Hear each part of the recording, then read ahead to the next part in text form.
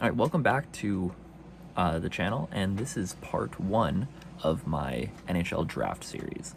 Basically, how this is going to work is I'm going to go through my top 32 prospects in the NHL, or in the NHL Draft, and this video will be number 1 to 10. Next video will be 11 to 20, and then my third video will be 21 to 32. I'm adding a couple extra players to that just to round out the 3-part thing, and also I have less thoughts on those players because I didn't watch them as much as I did the players higher up on my board. So just take that with what you will. But yeah, so we're going to start here obviously with number 1 to 10. I thought I'd do it in the same order that I would draft them. And like I said in my last video, people are going to ask like, oh, is this a prediction or is this your rankings? Well, it's what I would do at these spots, right? Like this is the draft board I would go into a draft with, and whoever the best player was still available on my board, that's who I would be taking. I went over that in the last video. You guys can listen to my thoughts on that if you missed it. That's my draft philosophy. So this isn't a prediction. This is my personal board. I don't know if I'll do a prediction video. It's kind of hard after the first like 3 picks, and even then I don't really know. But yeah, this is more so my own personal rankings than an actual prediction on where these players will go.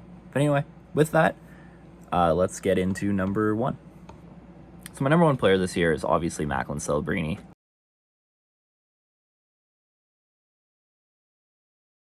He steps into Boston University as one of the youngest players in the NCAA this past year, and immediately wins the Hobey Baker. 64 points in 38 games. He had 8 and 5 games with Team Canada in the World Juniors. He had 15 and 7 last year at the U18s. This is a guy who just immediately, wherever he steps into, becomes the best player, and he did that with Boston University as well. A very good NCAA program. Before that, Celebrini is an extremely dynamic 2-way player. He's great defensively, and a lot of people compared him to Jonathan Toews. I'm not a big player comp guy because I think it undersells the individuality of a player, but that's kind of the guy that he's getting thrown around with. He's got extremely dynamic speed and great anticipation on plays. He's very effective at creating space with his speed as well. So it's not just straight line speed, it's the ability to kind of open up the ice with his footwork. He really developed as the season went on a star mentality where he, instead of deferring to his teammates like he did in the first half of the season, he really kind of took on the role of being the best player on the team. And I think it really helped kind of show his true dynamic ability when he was able to do that. And it's fair. I mean, he came in at 17 years old, and he was playing as, with a bunch of adults, basically. And so it's natural for him to feel like he has to defer in that situation, especially as a rookie. And by the end of the season, he really kind of shook that mentality, and it showed in his game. He was really able to pull defenders to open up passing lanes for his teammates. That's the line that really stood out to me as well. And obviously that's the line that I think can translate really well into the NHL, especially on a team like Chicago that really doesn't have that type of ability. I mean, this is a situation where you're drafting somebody who's going to step into your team on opening night, and Celebrini needs to be able to do that. And there's a lot of players that kind of need that help opening up the ice. I mean, you saw William Eklund kind of finally step in and become a full-time NHLer this year, and having somebody who can open up the ice more for somebody like that could really see a boost in somebody like William Eklund this season. He also really gets pushed around. He's got a good physical presence on the ice, and he's not going to get beat in the corners a ton. He's not going to get pushed off the puck a ton. He's able to kind of maintain his balance, and he has good strength to kind of protect the puck. As I mentioned, super high IQ. He thinks the game very well. And I'd say that defense is probably the weakest part of his game if he had to pick something. But he's still well above average in this draft class. But I mean, if you had to pick something, I think the immediate Selke kind of conversation that's been put around Celebrini being called this Jonathan Toews player might be a little much. I don't know if he gets to become a Selke level defender, but he'll be fine. He's definitely a two-way center more than anything else. But like I think his defensive game is just kind of like it's above average and not like super elite like people are like some people are calling him. But yeah, I mean Macklin Celebrini is going to step into the NHL immediately. It'll most likely be the Sharks, and he's going to be their number one center basically right away. Unless Couture comes back and is able to play. But I mean, they have Logan Couture there. They have Mikael Granlund there to kind of support him. But yeah, I mean, I think by the end of the season, Celebrini's like the number one center in San Jose, and I think that works out really well. I really like the pairing with William Eklund too. I think that could work out, especially with somebody who can create some more space for Eklund. Celebrini can do that. So, I mean, Macklin Celebrini, I think it's not the generational player that we had last year, but I still think you're getting a very, very good player in Celebrini. And, again, maybe he doesn't become the Hart Trophy winner like Bedard will, but Celebrini is somebody that I'd be very happy with using a number one overall pick on. So my number two player, I think, is also very locked in for me, and it has been for a very long time, and that's Ivan Demidov. He's fallen down a lot of rankings. I mean, Paul McKenzie had him 6 as of his last one. Central Scouting has him as the second best European player. I don't know. It's weird, and I get the concern about him only being able to really play in the MHL next season because St. Petersburg doesn't really want to play him in the KHL if he is leaving after a season. And I mean, 60 points in 30 games, Demidov's way better than the NHL at this point. And that is a concern development-wise. I don't think it's as big of a concern as some people are making it out to be. But, I mean, you're talking about, like, somebody who's going to step into the NHL and be one of the most skilled players in the league instantly. I think we were talking about generational type of, like, pure skill set here. That's what I see immediately. He's a dynamic playmaker. He also has a very good shot, and I think his shot's kind of underrated. A lot of people watch him play, and they see his elite playmaking. Part of the problem with Demidov, too, is people just haven't really seen him. He hasn't been at world tournaments. Same situation of Michkov last year, right? We were talking about a guy who really hasn't been able to showcase himself at a very casual fan level, and that might be turning people off a little bit. That might be turning off NHL GMs too, because contrary to popular belief, a lot of NHL GMs aren't watching a ton of these players all the time, right? Like, they go to these big national events, and that's where they do a lot of their in-person scouting. That's where they do pretty much all their in-person scouting. He hasn't had that opportunity to show that, and I think that might hurt his stock come draft night, and he's somebody that could start sliding down the board in a very similar way to what we saw Michkov do last year for different reasons. But I mean, Demidov just has like just crazy elite lateral movement. He can thread passes through massive crowds. Like, there'll be situations where there's 3 or 4 defenders in between him and the guy he's trying to get the puck to, and he'll just make the pass.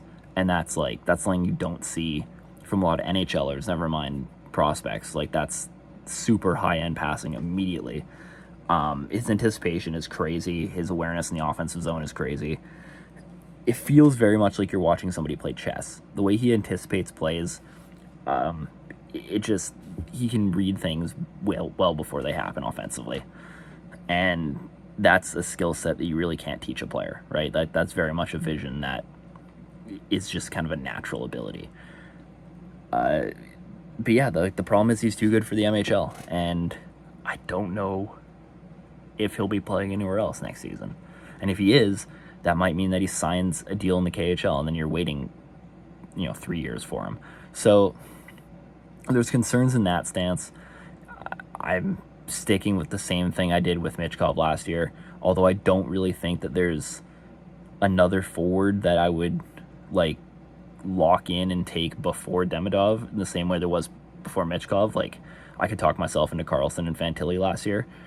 I don't know if there's somebody as sure of a bet as those guys were to take over Demidov, at least offensively, at least as a forward.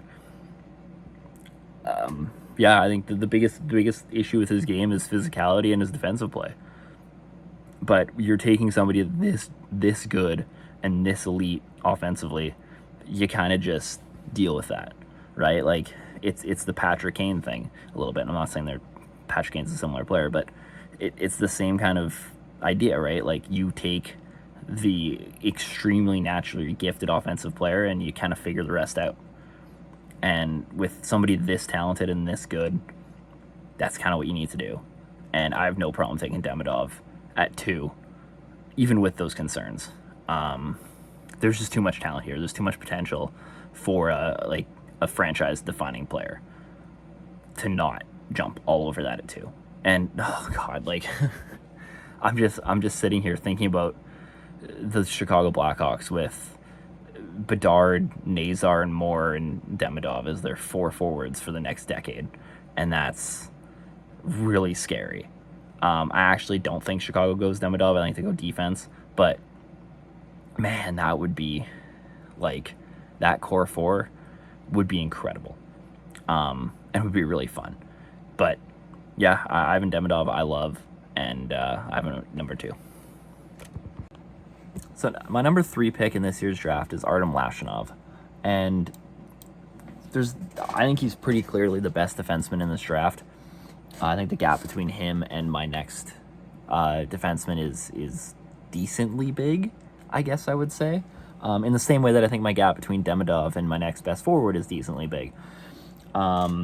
He basically averaged a point a game at Michigan State this year. And he's really a dynamic player in a lot of ways, especially offensively. He has the ability to generate a ton of speed very quickly. His 0 to 60 is very good, especially for somebody this young. As a defenseman, that's crucial, especially in today's NHL. Having defensemen who can kind of immediately turn on the jets is super effective, and you're seeing that with the best defensemen in the NHL. They're all able to do that super effectively. He's also able to use his stick and body effectively in the defensive zone. Although I think defense might be the weakest point of his game, he's good enough on most days. He also has a very aggressive style of play in the offensive zone. He activates a ton in the O zone. Maybe not as much as I guess the most recent prospect that activated a ton was Denton Matejchuk. I don't think it's that aggressive, but he does activate a ton in the offensive zone, which does tend to leave his defensive partner kind of out to dry. I think that he does make some questionable decisions when he does that. He's very trigger happy when it comes to jumping into the rush, and I think that's something that you can kind of I don't want to say coach out of him, because I think that it's I'd rather him be aggressive than not be aggressive, especially with his talent set. But I think you need to kind of help him understand when to do that. But in saying that, I mean, he's somebody that manages space very well, and he's able to kind of take advantage of open space extremely well. And I think putting him around obviously better quality players in an NHL setting will give him people that can take advantage of that more. Again, I think, if you put him on the ice with somebody like Connor Bedard, who has, fantastic vision and anticipation for stuff like that, you could see him become a super good offensive defenseman, especially in quick activations like that, where he kind of drops down as a 4th option. And just his release is good enough that could become an interesting dynamic if Chicago wants to go that way. But yeah, I mean, obviously, I think his decision making still needs to improve to where it is. He's just kind of, like I say, super trigger happy at the moment. He also needs to be more consistent. There are times where you'll watch him and he'll look like he could go number 1 in this year's draft, and there'll be other games where he just will be completely non-existent and will disappear, and you won't remember anything he did that game. And I think if you're going to be, a true number 1 defenseman, that's kind of the gap between him becoming, a true number 1 compared to a very good 3 on teams. Because if he's your third best defenseman, then he can disappear a couple of games, and it's not that big of a deal. But if he's really going to be like a true number one defenseman, the consistency needs to show up. And again, we're talking about 17, 18 to 18-year-olds. I'm confident that he can figure that out, and the decision making will get better, and the consistency will get better. There's enough, again, pure talent here that I don't see enough to deter me from taking him at 3. I think there's enough of a gap between 3 and everybody else that I feel pretty confident jumping on this at this spot. And most public rankings seem to have him around the top 3 picks. There's a couple that have dropped him lower than that, but for the most part, you're kind of looking at a top 3 pick, and I think that's extremely justified. The offensive skill is dynamic, and you'll see that with a lot of my defensive prospects at the top of this. The offensive skill is really the main driving force for a lot of these players, and I think you get that at number 3 as well. My number 4 pick in this year's draft is Zane Parekh, and it's a strong number 4. Zane Parekh is maybe my favorite player, period, in this year's draft. He is easily the best pure offensive defenseman in this draft. He might be one of the best pure offensive players, full stop, in this year's draft. He finished tied for 6th in OHL scoring this year as a defenseman. That's the kind of player we're talking about. He had 33 goals, 96 points. He had 5 points in 5 games in the Memorial Cup. This is the kind of player that we're talking about here. And man, like, offensively, he's something special. His hockey sense is elite. He's one of the smartest players, I think, in this draft, period. And again, you'll notice that with most of my top 10 is the hockey IQ is very high. He's a dynamic passer and shooter. He has both, and that makes him extremely dangerous. Again, he's somebody who will move up to take shots as well. He's not somebody just firing shots from the blue line. Like, he'll actually skate up at the puck and get himself into a better situation to score a lot of the time, and it led to 33 goals, obviously. His skating ability is stupid elite too. It's just the perfect combination of passing, shooting, and skating. One of the best prospects I've ever seen to kind of combine the 3, really. He's also able to open up his own holes in opponents. He's not somebody who kind of just waits around for an opportunity to come up. He will attack and create space for himself, which is something, again, that very few players, period, can do in the NHL. He's already kind of established that. Obviously, he's doing it in the Ontario Hockey League and not the National Hockey League, so I don't think it'll be as effective, at least early on, but that's a skill that is very rare in a lot of players. The fact that he has the confidence to step up and create his own opportunities in defenses instead of just waiting for them to pop up like most players do at this level. He does lack explosiveness. He's not a very 0 to 100 player. He kind of has build-up speed more than just flip a switch kind of like fast twitch speed. And that does kind of concern me a little bit.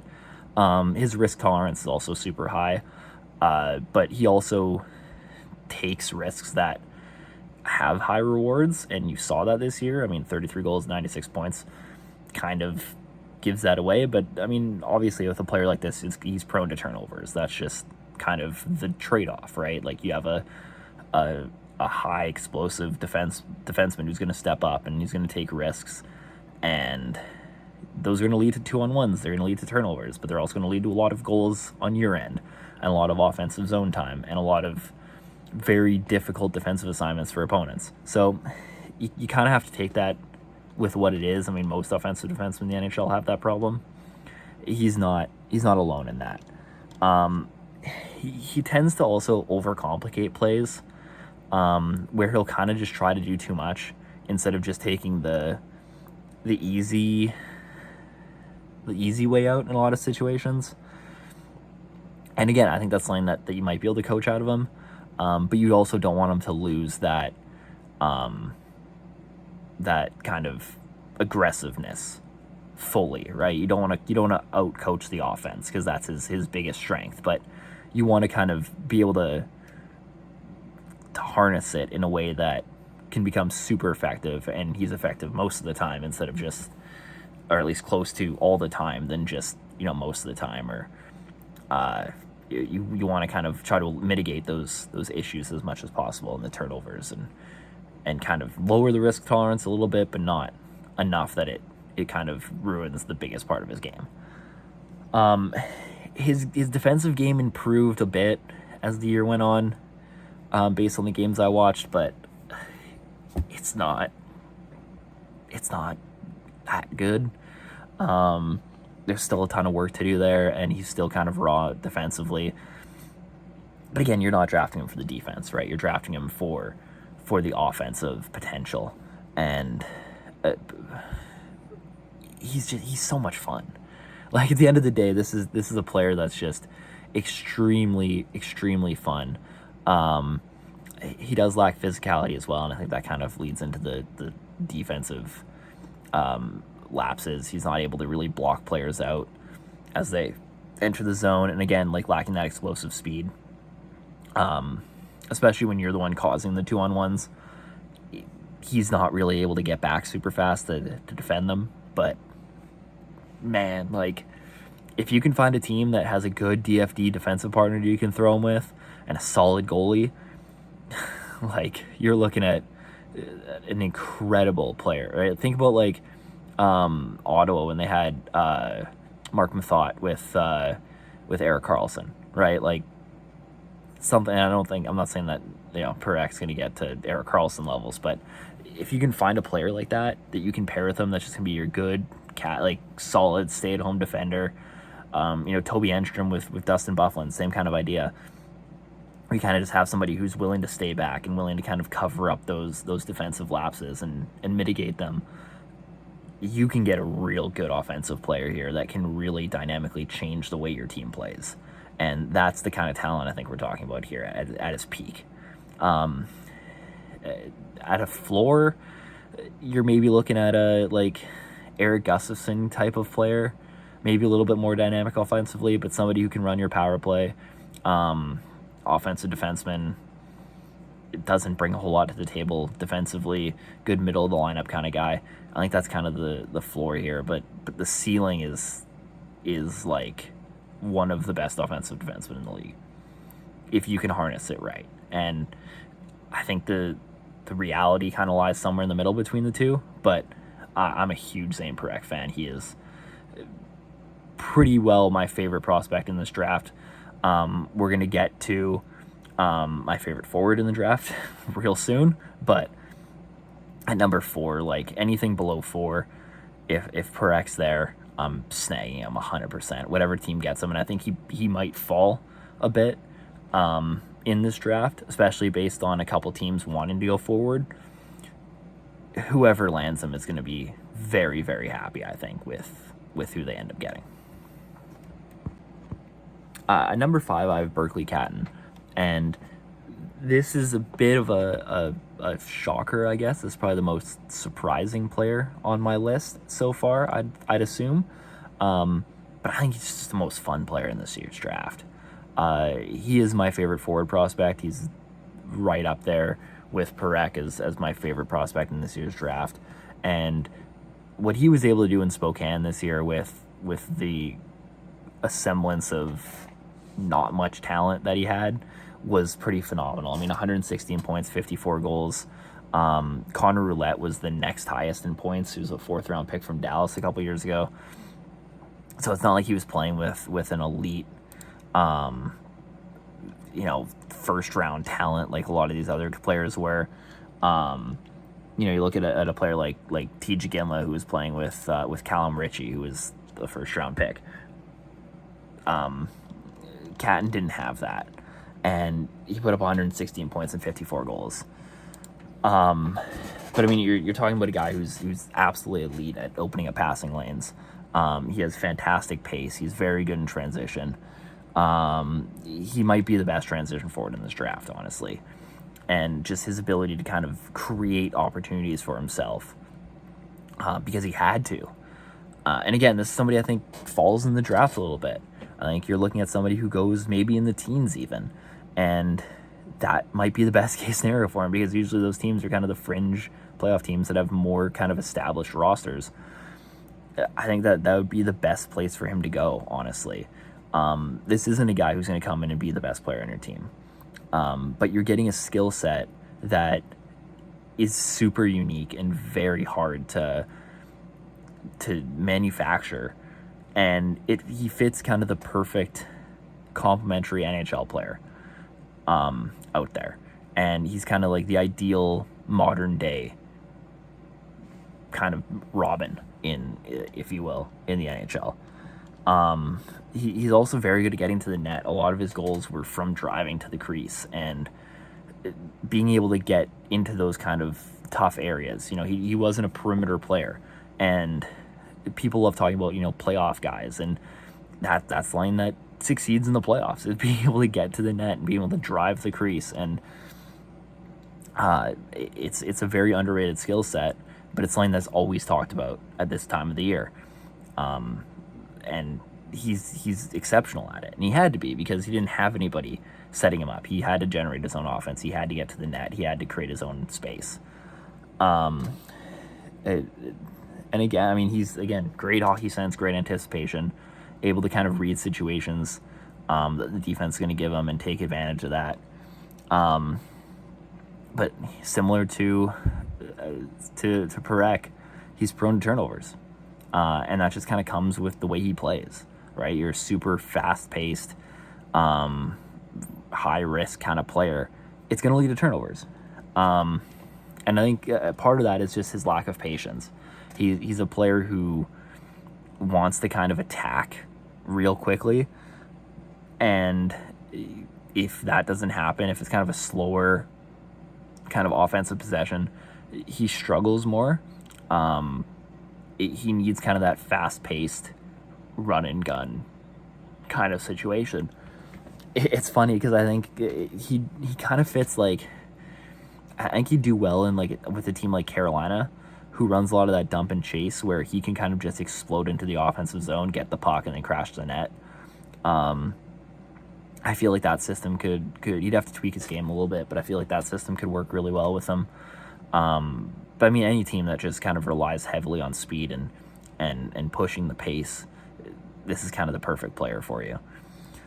I think there is concerns about him finding space in the NHL against higher quality defenses, but at the same time, he's going to have better teammates. It'd be interesting to see him if he does end up getting a move, or if Spokane ends up bringing in more talent. I'd love to see him play with another top tier NHL prospect and see kind of where his game goes from there, to see if he improves, to see if he can kind of bounce off that and not have to be so reliant on his own skill. He has a good, not great shot. That's also a concern, because if he can't get that space, he's not somebody that I can see scoring a ton from the perimeter. He does kind of rely on getting those inside chances, which it's good that he's able to do that, but he doesn't really have a second tool if those lanes kind of clog up. Holds defensively. It's kind of a similar story with a lot of these players that are super dynamic offensively. Defensive game lacks, and his physicality without the puck lacks, which is weird, because with the puck he's able to drive to the net pretty consistently, but without it, he doesn't have a ton of physicality, and I wonder if that's something that he develops, or if he loses kind of that ability to drive to the net as competition gets tougher. There's a lot of risk in this pick, but I'm somebody who is very much, I'll pick for upside, and I'll draft for who I think can make the most dynamic impact on a team. And if he hits, I think Berkeley Catton could be one of the better forwards out of this draft. I have him obviously as my third best forward behind Demidov and Celebrini. And I think that the group the next kind of group of forwards that I'm going to talk about throughout my top 10 are fairly similar. Like, I'm fine interchanging them pretty much at all. Like, you can slide pretty much any of the forwards I'm going to talk about to this slot, and I'd be okay with it. But Catton's my favorite out of that group, and I'm 5. My number 6 overall player in this year's draft is Caden Lindstrom, and I think the gap between 5 and 6 is super small. Like I said, you can swap these players, and I'm not going to argue with you at all. Caden Lindstrom is kind of the prototypical power forward. He's like the perfect, if you were to like build a power forward, that is Caden Lindstrom. He had a very good season this year, 46 points in 32 games with Medicine Hat.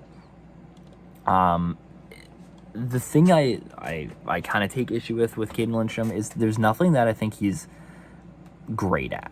I think he's very good at a lot of things, but there's nothing kind of in his game. He's very much that jack of all trades player. And if that's what you're looking for, that's great.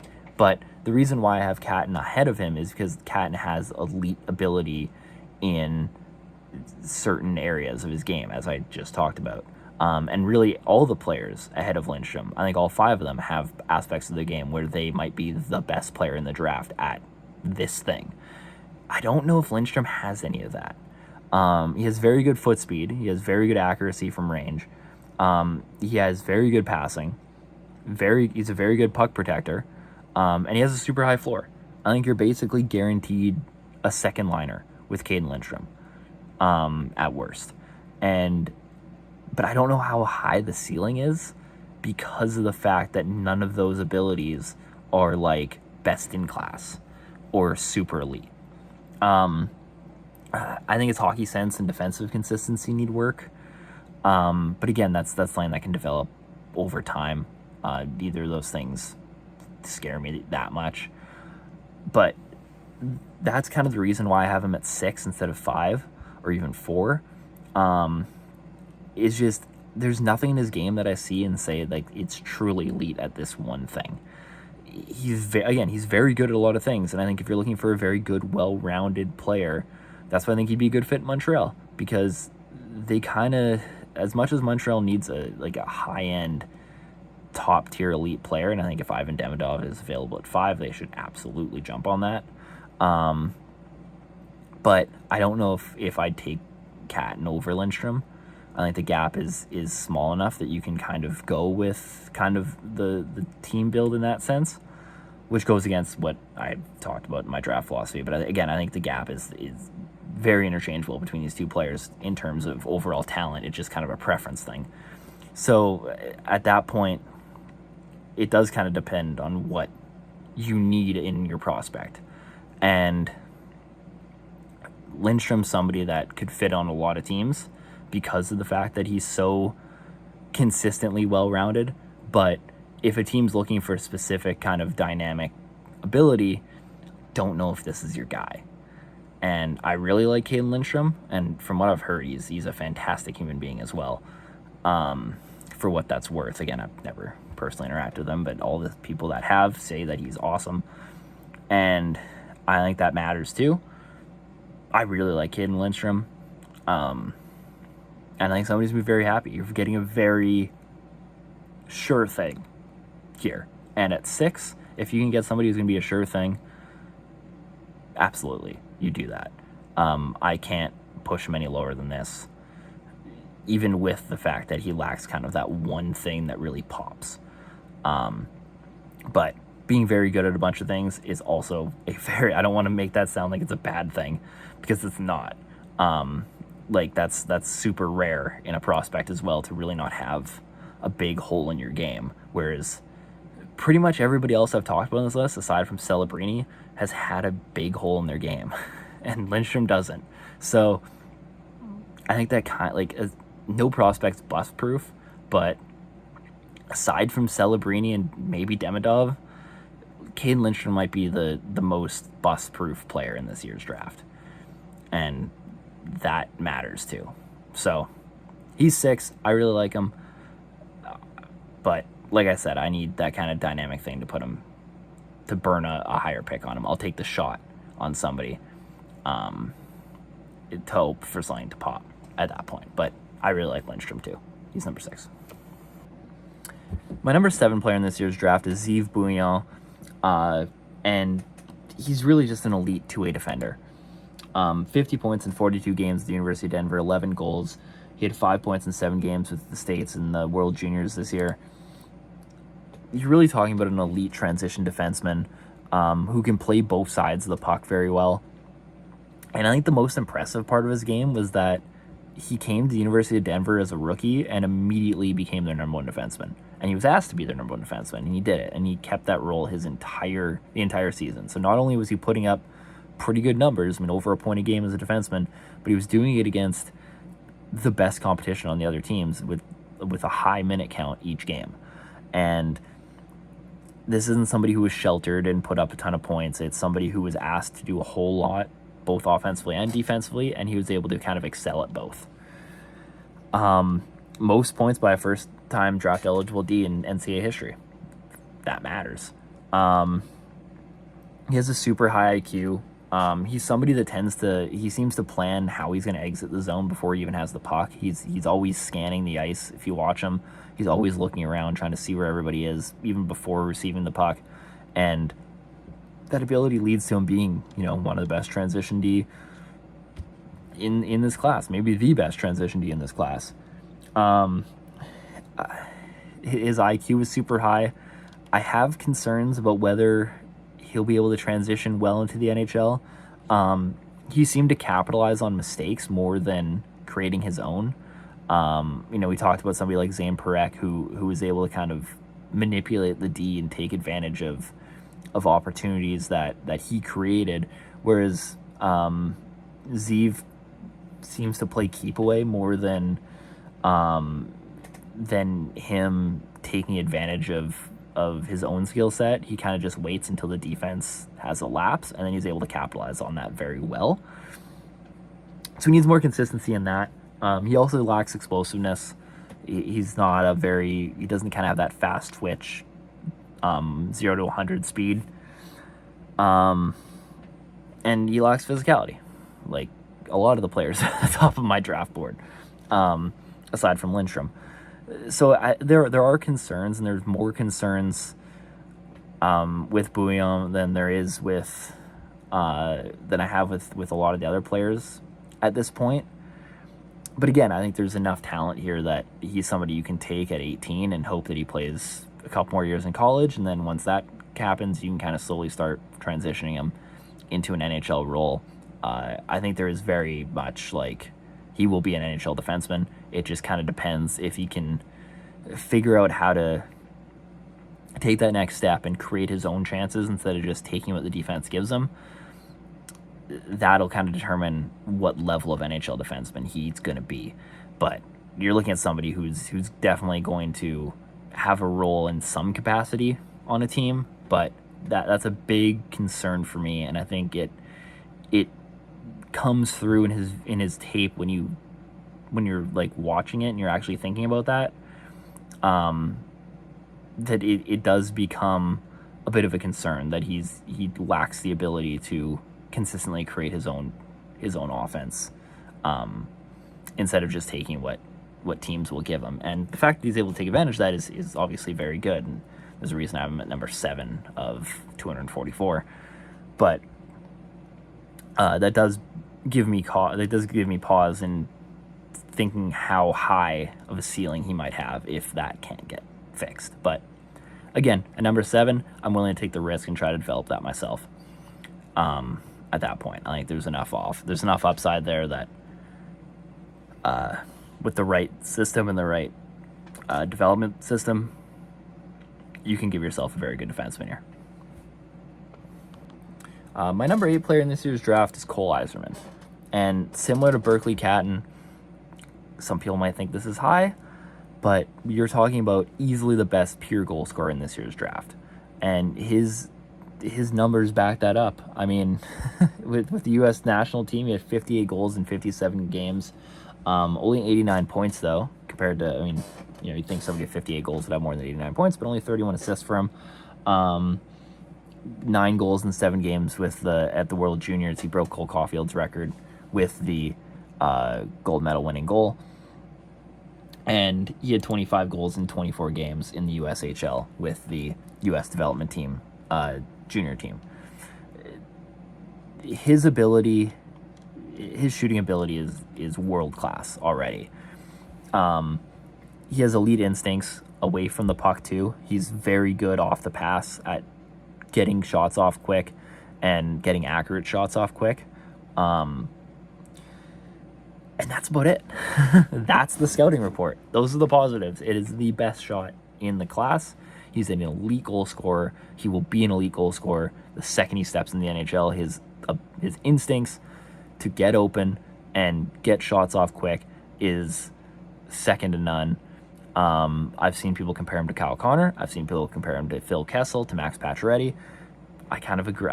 The Pacioretty one seems like a bit of a risk. I feel like his game's a bit less. It's very much less well-rounded than Pacioretty's was, especially near the end of his Montreal days going to Vegas. But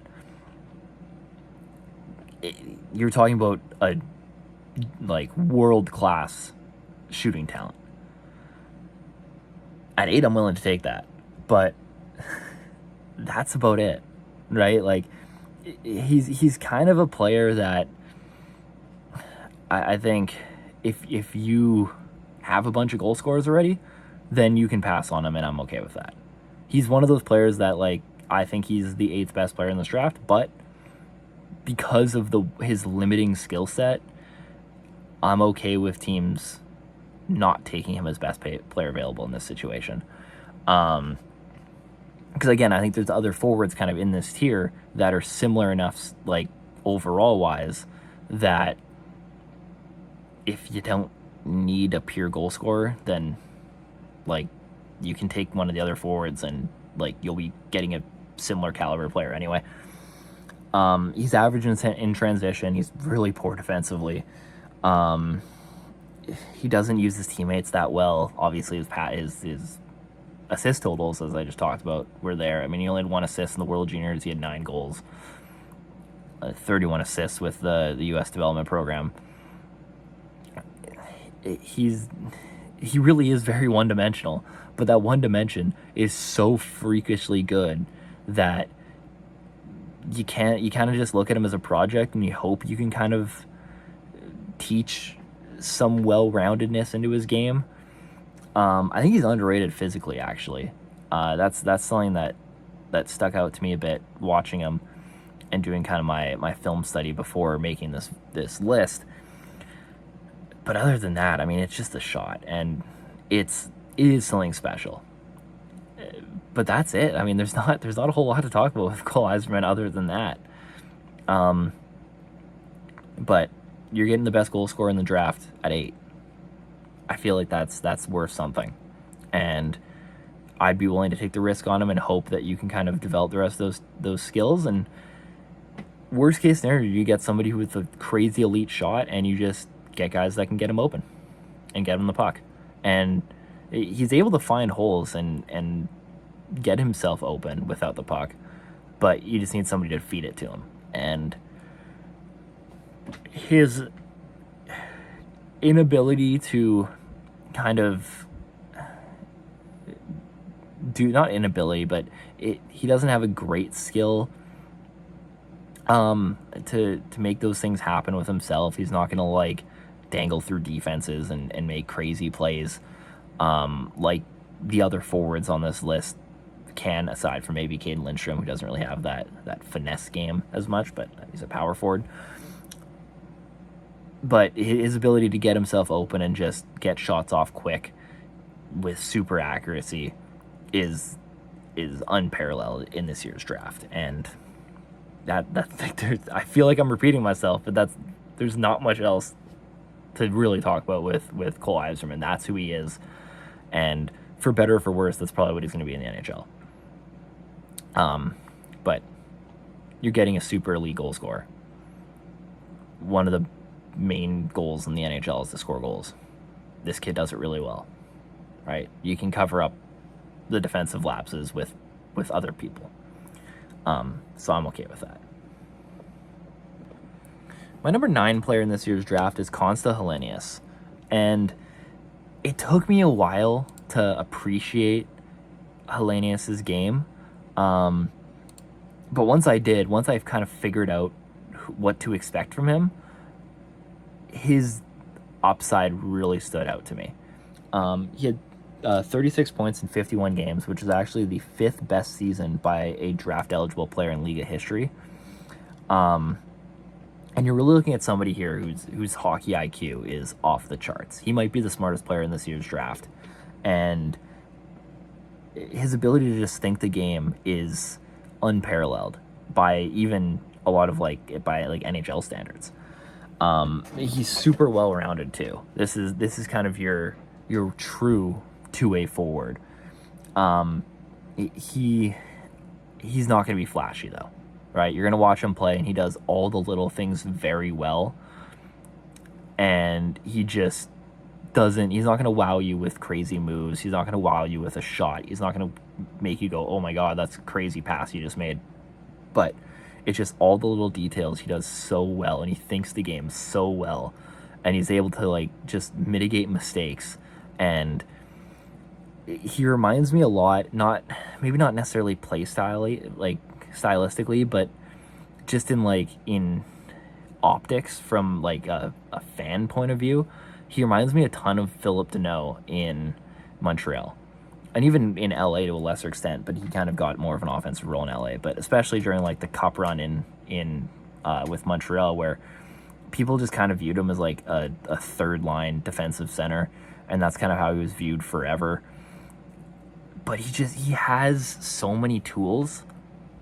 They're not flashy. And I guess that's kind of my concern with Hellenius, is that he doesn't have that dynamic NHL skill set. And I don't know how that translates to him being a true top 6 forward. But I think at worst, you're drafting an elite third liner. This is somebody that the analytics community is going to love.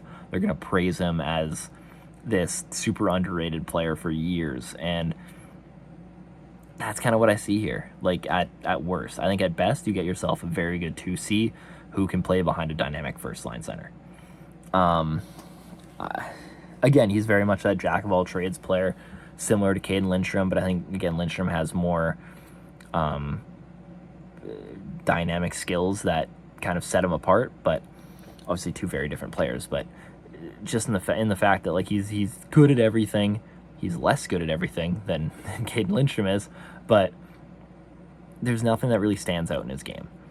And I think he's a good way to kind of end this tier of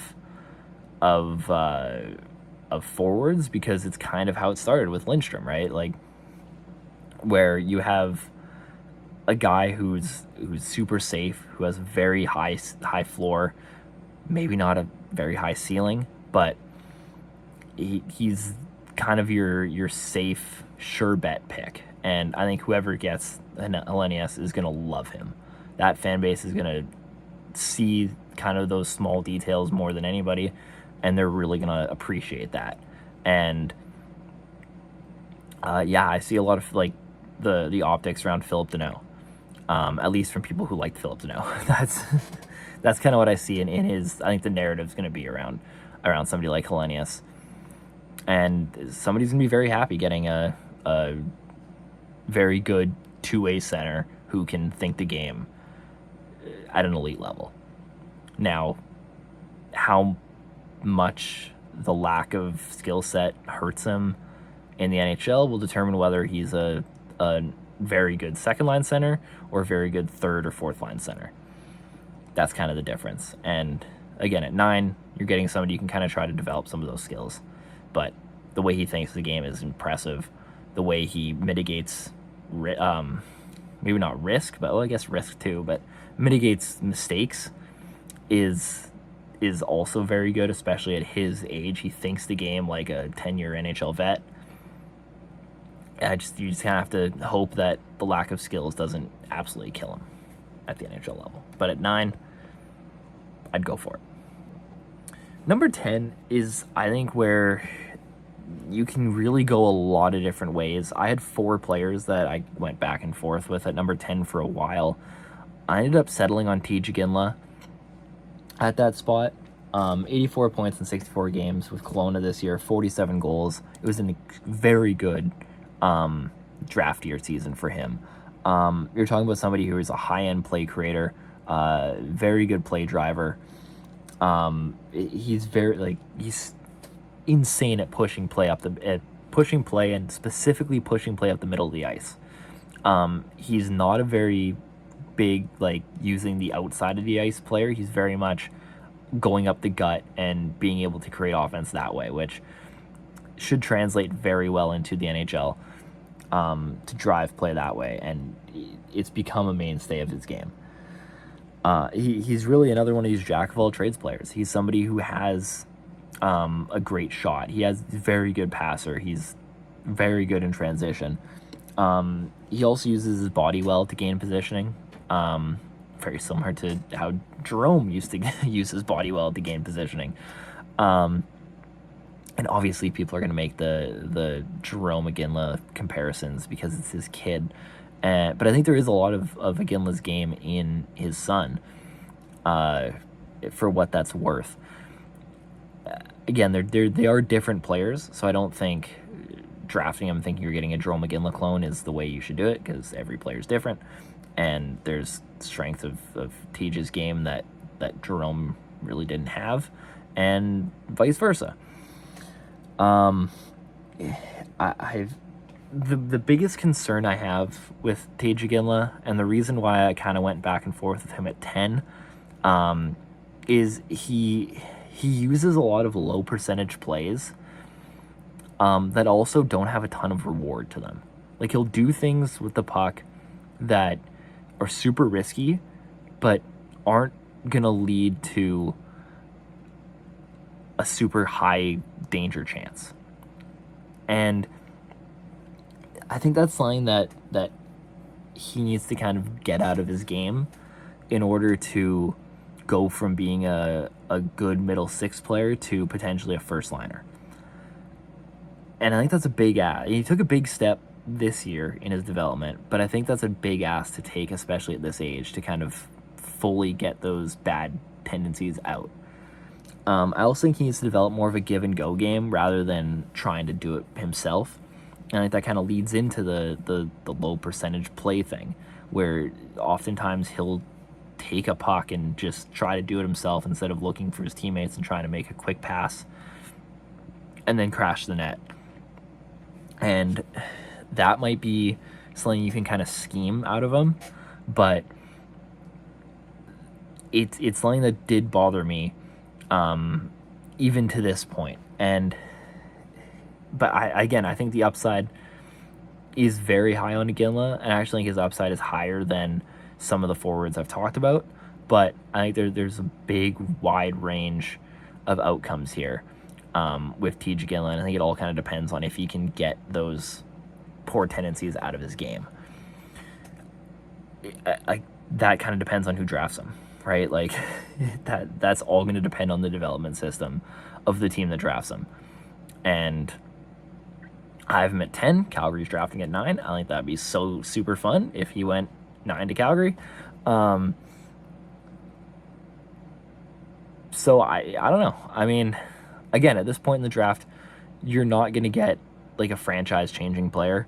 You're getting complementary players. You're getting guys that can fit into, like, you're getting pieces that can fit into an already established vision.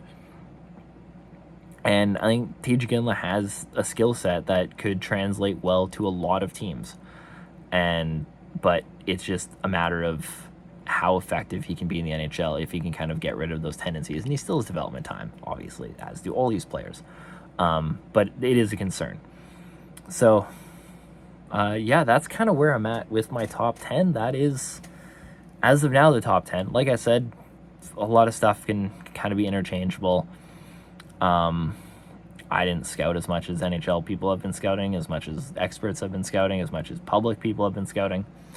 But these are just kind of my top 10. 11 to 20 will be in the next video. So I hope you guys enjoyed. Let me know what your top 10 prospects are. I'm sure they'll be vastly different than mine. And that's fine. That's all part of this. I'm very open to, this is very much a discussion. So I just gave my thoughts on all these players. I want to hear what you think of about these players, and we'll see what happens on draft night. So thank you for watching. If you liked it, like the video, subscribe if you're new, and plenty more draft content coming, and plenty more off-season content coming. I have a ton of stuff planned this off-season, so if you're excited for that, stick around.